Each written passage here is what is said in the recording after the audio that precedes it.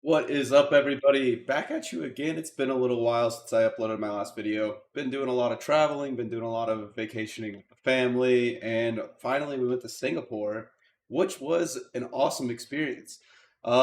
Singapore was a really fun time. Being able to play my first Pro Tour was a really great time too. Sadly, I didn't do as well as I would have liked to in the Pro Tour, but talk a little bit more about that in a little bit.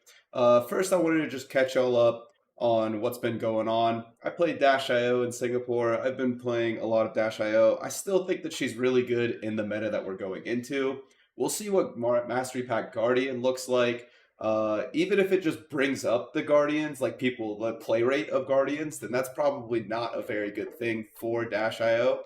But I still think that there's not that much power in it, and Gravy Bones kind of keeps them down a little bit more than they would like. So hopefully it keeps that going well for us with Dash IO, because as long as Gravy's good, the Slippy matchup needs a little bit of help, but the Gravy matchup's good, the Syndra matchup's good. All of the other kind of board state decks or other aggro decks that are also trying to go against Gravy, like the Fangs of the world or maybe the Kasai's, those are also good matchups for us. So really the only like straight up bad matchup would be either the Guardians or Slippy, but Slippy's still winnable. Um, I knew the meta. I actually called exactly what was going to happen with the meta, but I did not know the numbers that were going to happen with the meta. The number of Slippies at the Pro Tour was just insane. I was not expecting it to be double the amount of Gravies. As I was saying all weekend, I was saying, look, Gravy is the most powerful deck that you can be playing, and I still believe that this is the case, but Slippy is probably the best deck that you can be playing. I didn't think that Slippy would be that represented. I thought it was insane whenever I saw that there were like what 90 Slippies or something like that in the Pro Tour. So that was a little bit ridiculous. Talking about the Pro Tour, ended up going 3-5. First Pro Tour, I'm not really that sad about it. I think that I made a few mistakes that I would wish that I could take back, obviously, but going 1-2 in draft and splitting my CC rounds, going 2-3 in CC. Probably could be playing a lot better, doing a lot of different stuff, and got a little bit unlucky in the Pro Tour, so that's fine. First round of the Pro Tour. So the first 3 rounds of the Pro Tour, I look at the meta and I'm like, ooh, that's a lot of Slippy. This is probably not good for me. My first 3 rounds of the Pro Tour were Slippy, Slippy, Slippy. I did manage to go. Oh yeah, speaking of, I have the Codex Journal. Shout out to Codex Journal. This thing is super clutch for recording your games, for being able to look back and remember exactly what went wrong in some matches, and figuring out what to do better next time. So we started off with Slippy, and this matchup I actually won. So I got my first round. I was feeling great. I was like, okay, cool. I got the Slippy in the first round. I actually won it. Was feeling amazing. They weren't really like able to give me like a good bonds turn or anything like that. So I was just able to kind of overpower them. I played 2 max Vs in this game. Just really, if they don't bonds me and I play 2 max Vs, then not really much that they can do. Um, and yeah, I got this one, was feeling amazing. Round two, I was like, okay, maybe I can start dodging the slippies, but there's so many slippy mirrors in the first round that it didn't even matter. There was no way of getting out of the slippy. I was like, all right, round two, see another slippy. I'm like, okay, we got the last one. Uh, this was a very fun game here. My conclusion is there's so many slippies in this tournament. This game, I actually was not able to play Max V at all. Just all of my hands were super awkward. Wasn't really able to get around, and it just didn't work out very well. And it's kind of the similar matchup in the next one. Just kind of felt like I wasn't really able to do my thing. And then not only did I see the exact meta, it's just that's just how the Pro Tour works sometimes. You get a little unlucky, and that's just how it works. Because I go slippy, slippy, slippy into Gravy. This was Matt McInnes. I don't Matt M. He's always on Twitter talking about some sort of memes or selling some stuff um, on the Purple channel. Shout out to him. Really cool dude. Love talking to him all the time. And he was playing Gravy. This one is, I walk into this, I'm like, thankfully, finally, not a Slippy. So that felt really good for me, and was just able to kind of run over with some 0 for 4s. Like I played basically like all my reds, and like hit him with 3 max Vs, I think, and it's just like, yeah, that's a little unfortunate. If DOC is all reds and 3 max Vs, like not really much that anybody else can do about that, especially Gravy, who does not block very well traditionally. Um, and then my next round is another Gravy. So I saw the exact meta. I just saw Slippy, Slippy, Slippy, Gravy, Gravy. And this one was actually Simon Nielsen. Another shout out to Simon Nielsen here. I was not expecting to see him in the 2-2 bracket. So, that was a little bit sad that I had to run into a person who is contending for, top eights while I'm in the 2-2 bracket. It's just like, that's how life works sometimes. A very, very close game. I think it was 1-1 for like 10 minutes and coming down to either me fatiguing or him fatiguing because he's starting to run out of allies. I was starting to run out of cards in deck. At the end of that, I think that I can actually probably maybe pull it out with pistol shots, but it didn't end up coming to that. He was able to block out my big turn exactly because if he didn't have they're only running 2 of the Blood in the Waters, and he was able to have the Blood on the Water in the exact turn that I had the max V. So he blocked out my max V. He blocked 11 on it with the red boom grenade behind it. This was early. This was like turn 1 or 2. So he used all of his equipment and that to block out this one big turn, and it ended up being just enough for him as he lived with 1 life at the very end. If that Max V had been able to get pushed through, didn't have the Blood in the Water on that turn, then I definitely take that one. Then going into draft, I actually drafted a pretty nice Puffin deck. But I mean, like, in pack 1, I was the only Puffin.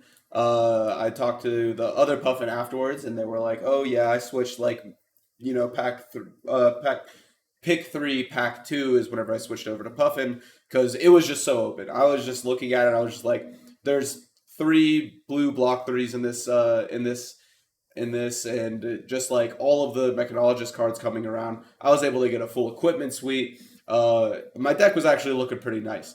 If I had 1 or 2 more blues in my deck, I think it was like a perfect. I could have 3-0'd. But I made some mistakes in the first game. The second game, I was able to get there against the Gravy, just like totally outvaluing. And then the third game, I was just playing a little bit too fast. Had some stuff I needed to do, and I was like, well, I'm not day 2ing anyway. Might as well just try to get 4-4. But ended up just getting absolutely steamrolled by a Redline Marlin. This deck was insane. It was so fun to watch.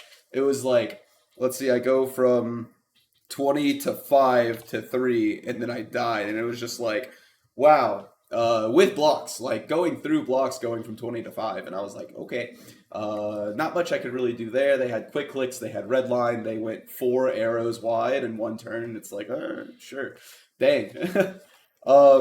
And feeling like whatever, Pro Tour 3-5, first Pro Tour, whatever. Try better next time. I'll draft a little bit more next time. And hopefully just get a little bit luckier in the CC rounds because I felt so prepared. I still feel like I know this deck very well, and still very excited to continue playing this deck into the meta. Speaking of why I'm so excited is because the next day I go into the calling, and I do really well in the calling. I'm feeling amazing. Maybe after the Pro Tour I was like, maybe it's not the best thing, but start off day 1 of the calling, round 1, I find a KO. I'm like, okay, this is much better than yesterday. Much better than seeing any Slippy. So I go into KO. They see 0 Blood Rush Bellows, and they kind of use their headpiece a little bit weird.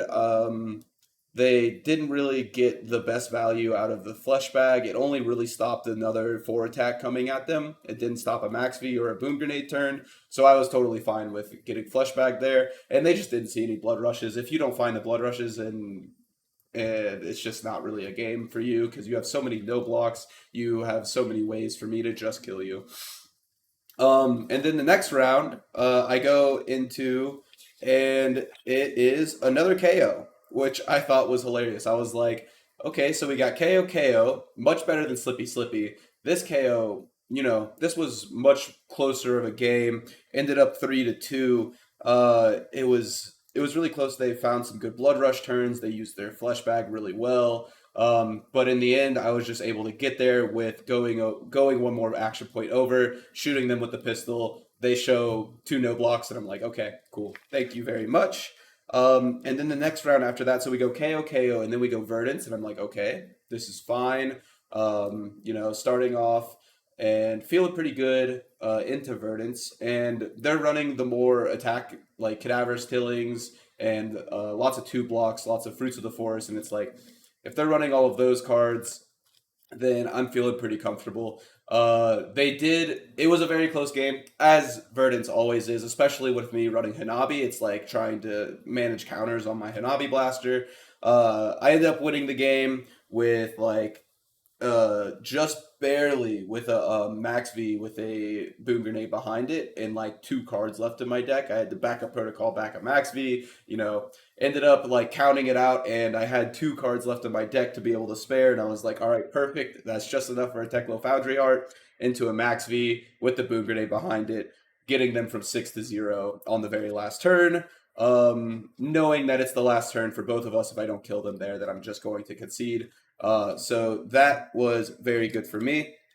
Round four, I match into Ian Zhang, the Netherlands national champion. He was playing Gravy, another big Dio player. I, see the name on Jim, and I'm like, okay, cool, we got a mirror match, let's get it. And he said that he played at the PT, he played Dio, and he did not like it, so he switched over to Gravy for the calling. Very well played. I enjoyed playing against them a lot because just like he's a very calm, cool, collected, slow player, and he's like making sure that everything is happening exactly as he pleases.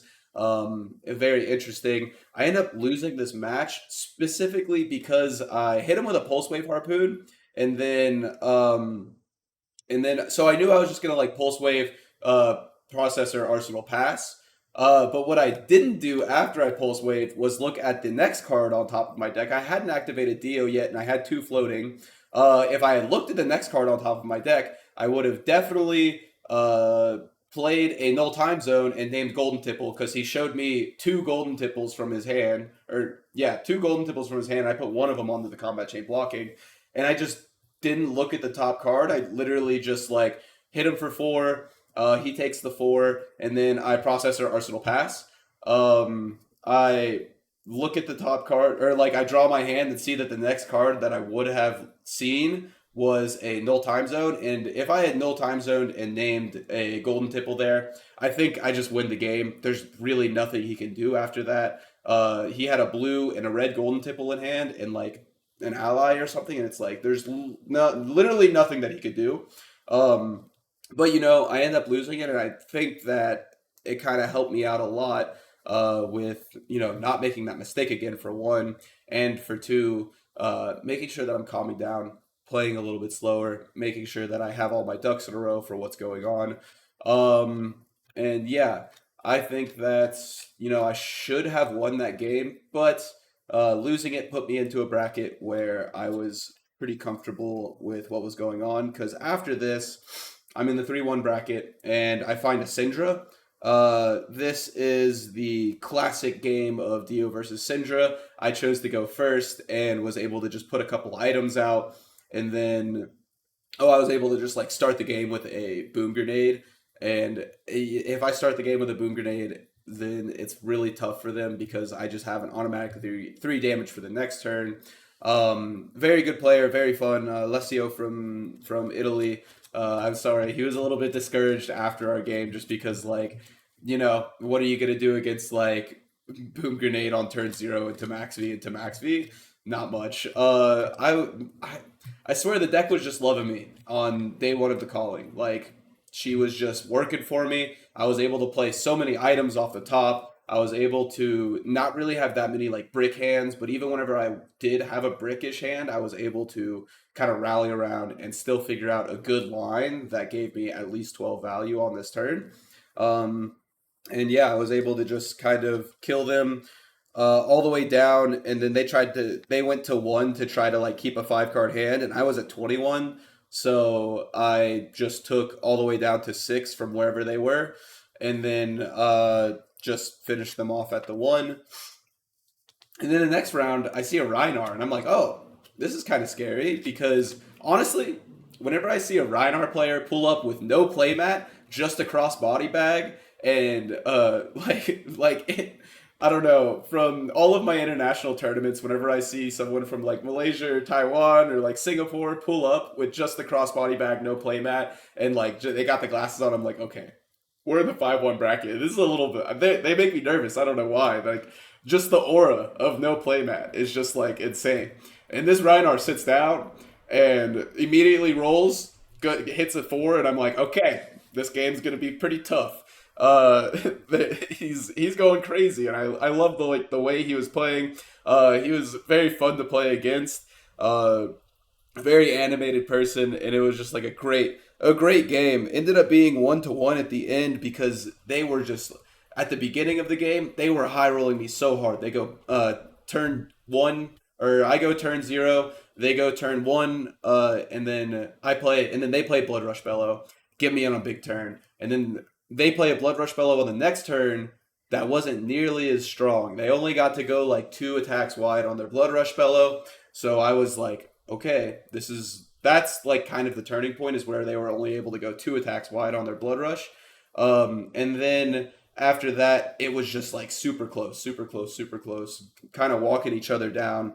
Me having to block, them having to block a couple cards. Ends up being 1-1. We're 1-1 for a few turns, and it's just like I was able to get there. Same thing, just like they show me 2 no blocks from their hand. I shoot them with the pistol and finish the game off there. And then the next game, I believe this is the second to last round on day one. So going in, and I am what 5-1 at this point. So yeah, round 6, 5-1.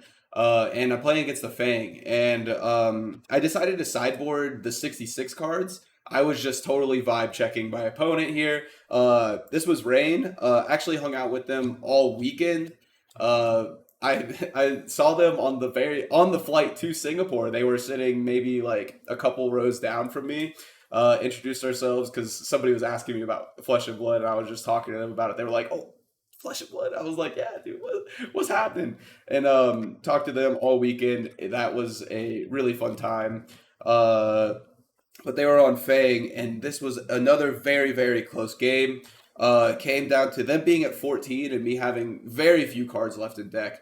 But they admitted that they played a little bit sloppy at the end because they, instead of arsenaling a D react, they arsenal an attack reaction.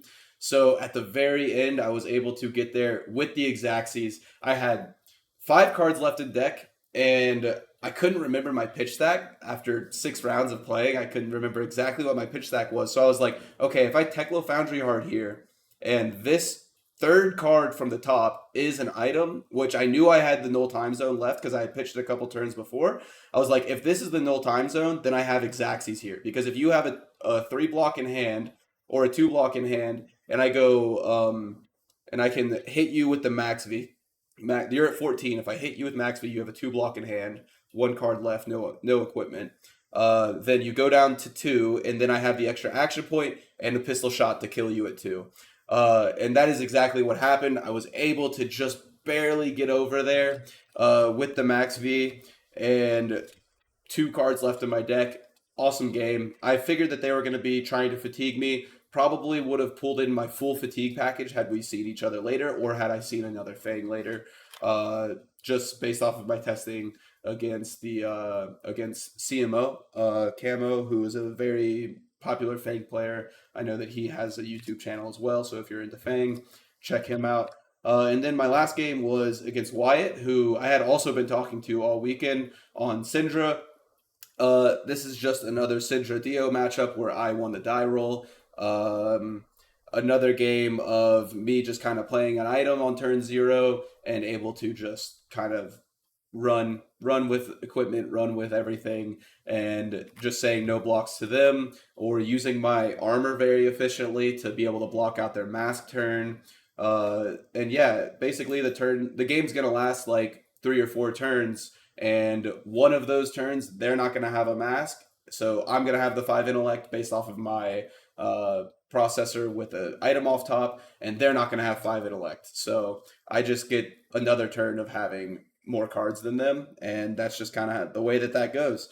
Um, and then, so finishing up day one, 7-1, 12th place, feeling freaking amazing. Like, I'm like, okay, deck was loving me today. I'm feeling great.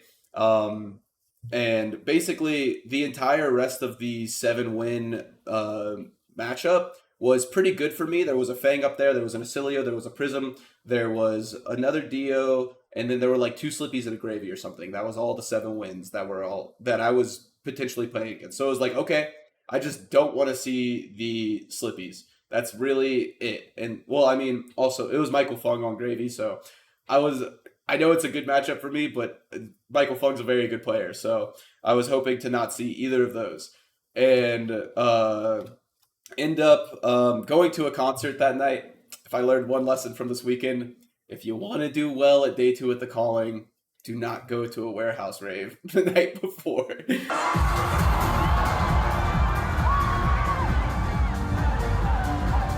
It was really fun. I had a really wonderful time being there. It was a wonderful time, but it definitely affected my gameplay the next day. I 100% lost at least 2 of these games because of just playing poorly, because of being stupid. But we can go into that in we get to those rounds. So basically, I'm kind of waking up tired. I'm staying like an hour away from the venue, or like 20 minutes away from the venue. We took an Uber that day because it took like an hour by train, and we woke up late, of course. So yeah, I get home at like 2 a.m. Wake up at 6 to go, or wake up at 7 to start going to the venue. Um, Getting ready and everything. And I get to the venue, and next to me is a Dio, a Fang, an Acilio, and a Prism. And who do I see across from me? Of course, it's Zach Agrablaze 96. Of course, it's Zach on Victor. I'm like, come on, this is like the one thing that I don't want to see. And then right next to me is all both matchups that I wanted. Well, I mean, I guess the mirror is like whatever, but like I would love to see a Prism, an Acilio, or a Fang, because all I need to do is I could still drop a game and still top eight. So like the later I drop the game is way better. So if I just win this round, then I'm locked for cash at least.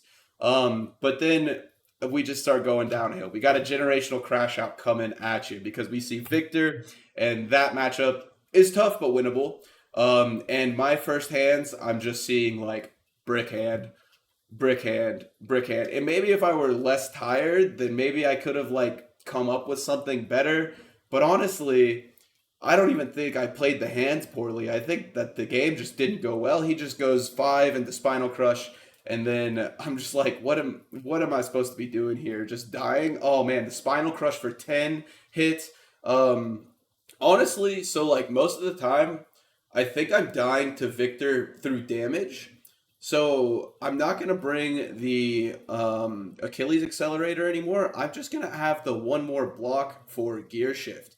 And the bracers of belief, I never really find like a great time to pop them. I think I'm just gonna get more block versus them and be able to set up better. Still play like the full equipment, or the full fat deck, but not the normal equipment that I play versus fatigue. Just because they're actually killing me by damage, and I think that I can get over the top of some of their blocks if I'm able to do that. But I wasn't able to win any clashes, and that's kind of important versus Victor. If you can win, if you can win 2 clashes, then I think you have very good chance of winning. But wasn't able to do that. Very good game from Zach. Just he just killed me basically. So I'm starting off 0-1 on day two. I'm like, all right, I can win out and still get top eight, whatever. And then the next round, I see a Katsu.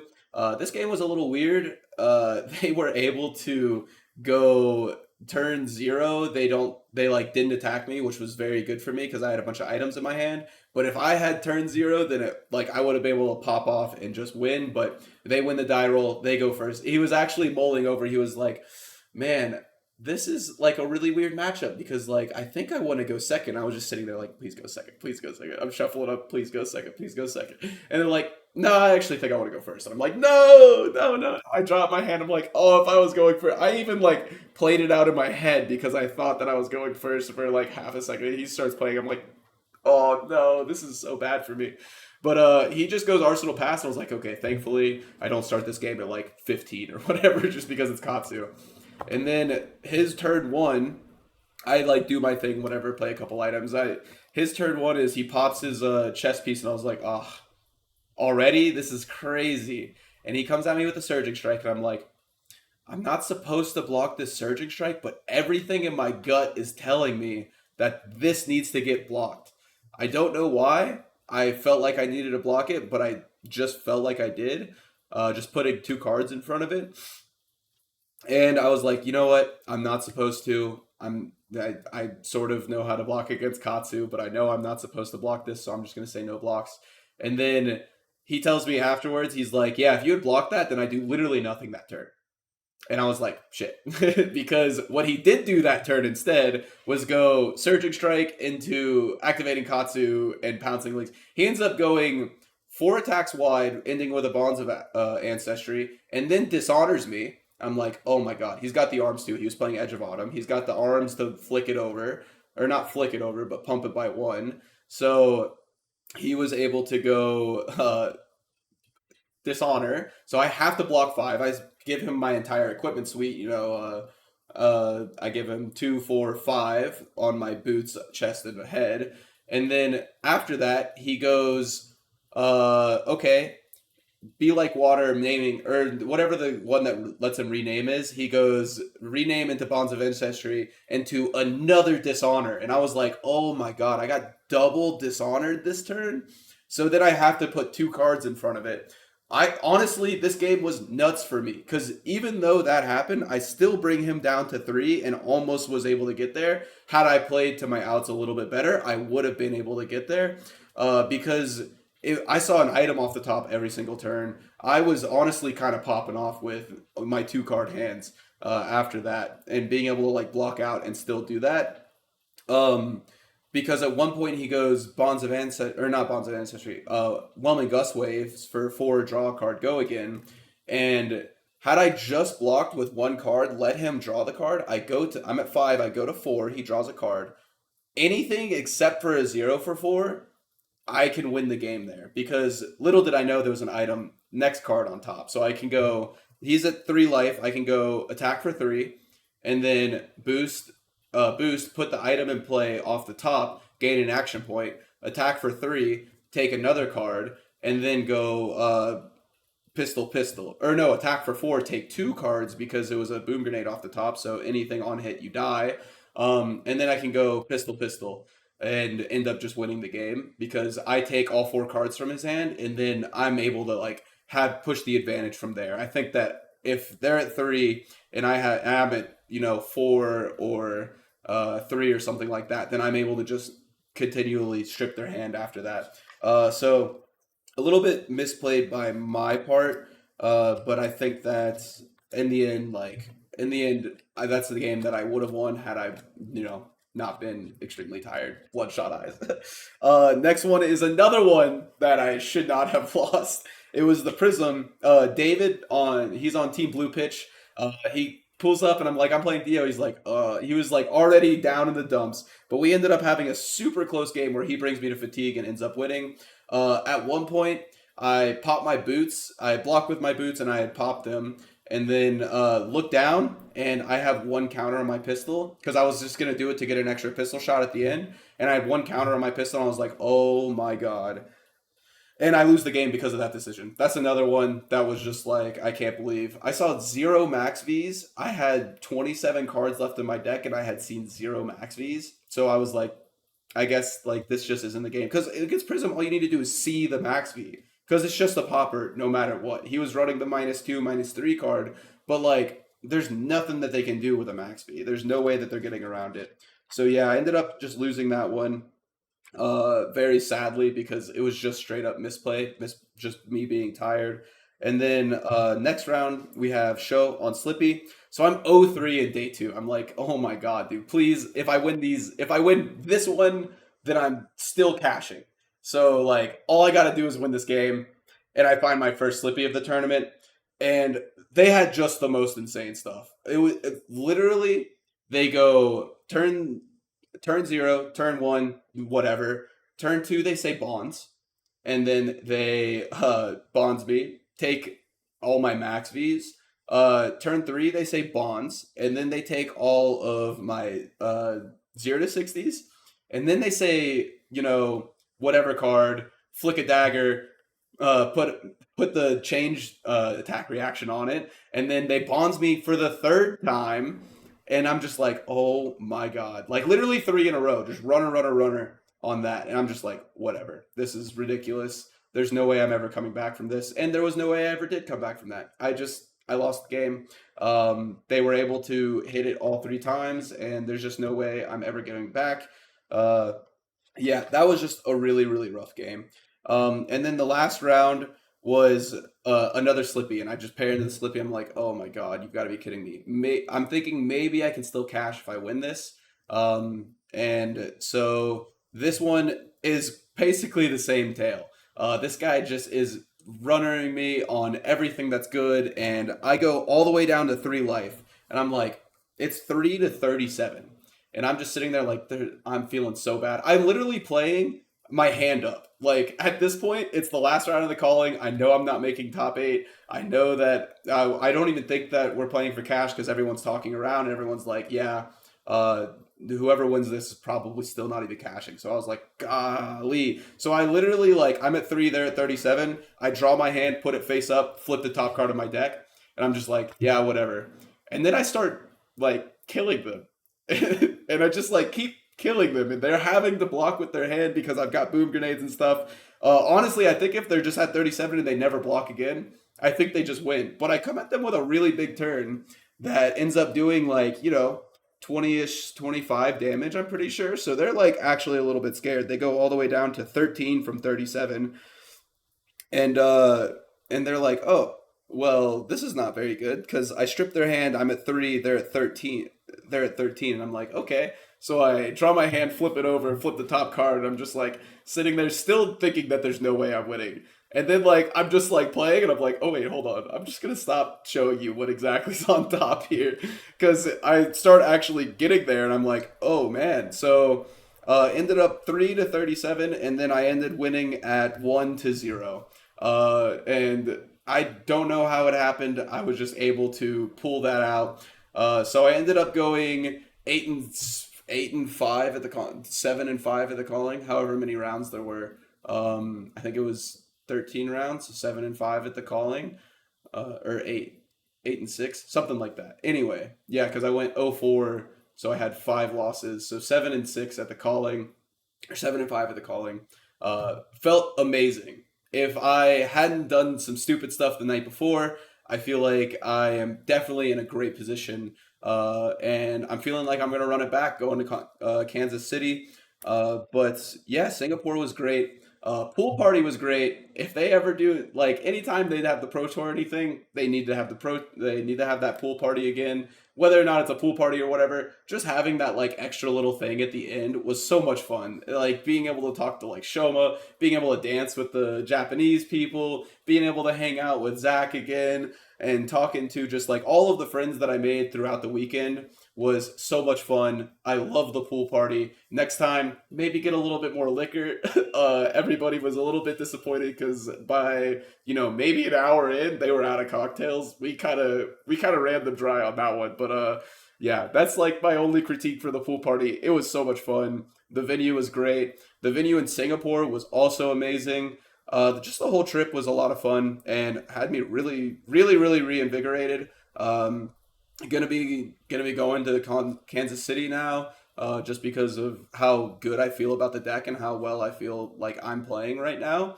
And also going to be coming out with a video with CYK Lionel and also the Dash IO, who not topped the Pro Tour, but I think he got like 23rd or something, somewhere around there.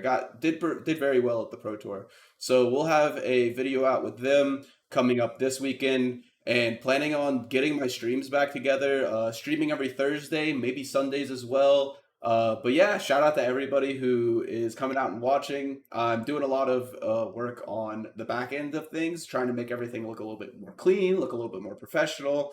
And yeah, so feeling really great about Dash.io, feeling really great about Flesh and Blood, feeling really great about life in general. So I hope that everybody has a wonderful day and is playing boom grenades off the top. Thank you very much.